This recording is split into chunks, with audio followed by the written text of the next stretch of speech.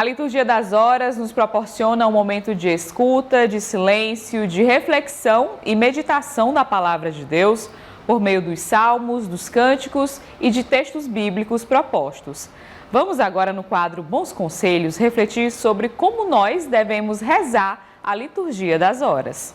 No nosso Bons Conselhos deste domingo, nós vamos compreender melhor sobre o significado da liturgia das horas e como colocá-la em prática em nossas vidas. Para isso, nós vamos conversar com a professora Marli Gondim, ela que é especialista em música litúrgica.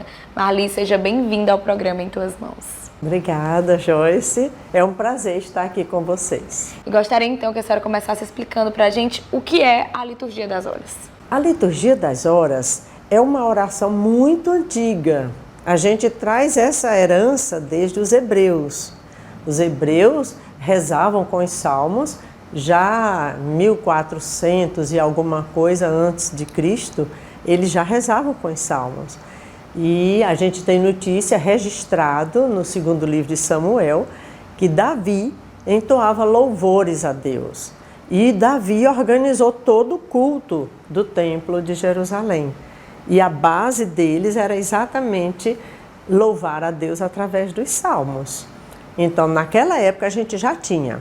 E aí os salmos, eles foram sendo trabalhados nessa oração, digamos, porque os salmos, na verdade, constituem uma coletânea de orações. As orações para serem cantadas.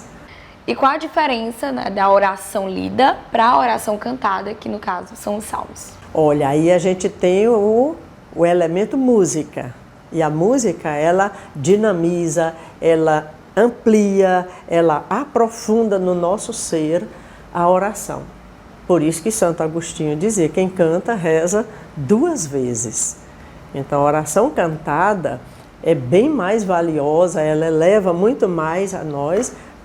A gente chega mais perto de Deus quando reza cantando.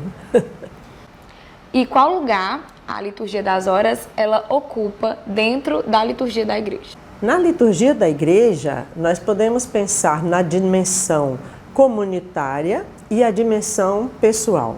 Na dimensão comunitária, nós temos a celebração da Eucaristia, que é o ponto máximo na vida do cristão.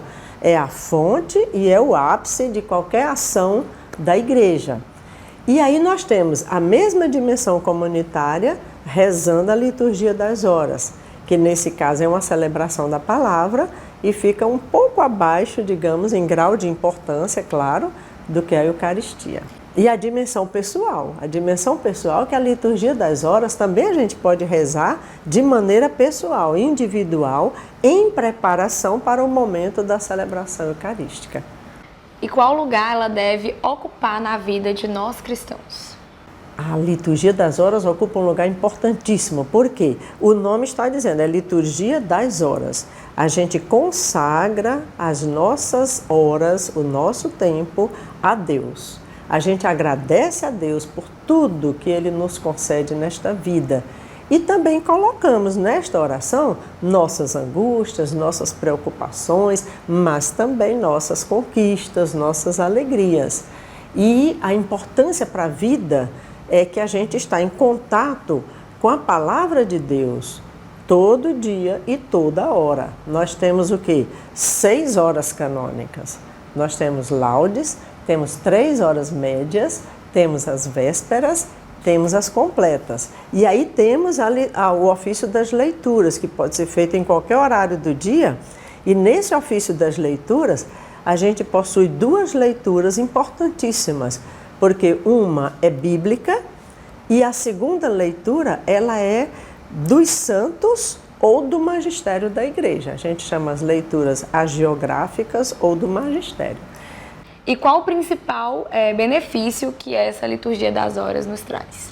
Olha, a liturgia das horas, ela nos coloca em sintonia com todos aqueles que sofrem, com todos aqueles que estão felizes, que estão alegres.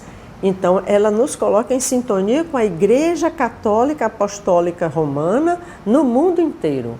Porque todos nós rezamos a liturgia das horas. Em qualquer cultura, em qualquer língua que a Igreja Católica esteja presente, aí está a liturgia das horas. E como desenvolver uma espiritualidade a partir da recitação dos salmos?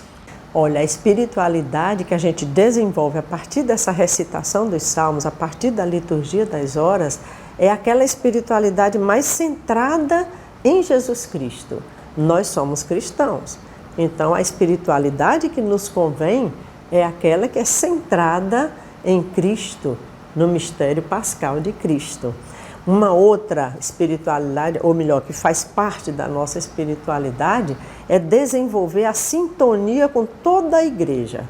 É a gente saber que rezando individualmente ou numa pequena comunidade, a gente está em sintonia com toda a igreja católica, apostólica, romana, do mundo inteiro, porque todos rezam a liturgia das horas. E uma outra parte dessa espiritualidade é que nos ajuda a conformar a nossa vontade à vontade de Deus. A gente tenta fazer a vontade de Deus no nosso dia a dia.